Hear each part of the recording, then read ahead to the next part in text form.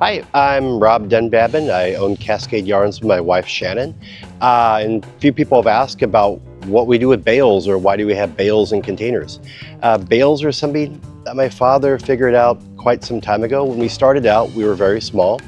He had gotten some spot air freights from the UK back to the United States. When Boeing was shipping a lot of materials out, the planes were coming back empty. And they had figured out that they could bale yarn and avoid a lot of the dimensional weight price surcharges by compressing the yarn and having it more efficient. For us, a 40-foot container holds around 7 metric tons if it's in boxes. A box like over there holds maybe 15 up to 18 1-kilo bags of yarn, which is 10 100-gram skeins. If you put it in a bale like here, you can fit 100 or more bags of yarn, which means that we can maybe fit close to 11 metric tons, which is a huge savings, which we pass along, and that's why our prices are competitive. And we found out certain things work better. Natural fibers compress very well, and uncompressed very well. Acrylic, not so much so. This is how we ship yarn and bring it over efficiently.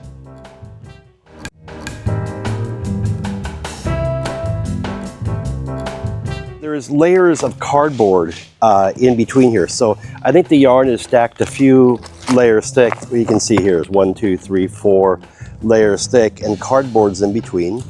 It's surrounded by cardboard on the outside and wrapped in a heavy-duty plastic. This is put together in a hydraulic press. So a hydraulic press will press down it. Straps are put on the outside, and actually they're pretty indestructible. It really transports much better than boxes, and a lot less waste. I mean, when the boxes, like when you empty them, and some things we have to ship in the boxes because they really don't do as well being compressed. We're 100% wool. You won't even notice it. It puffs right back up.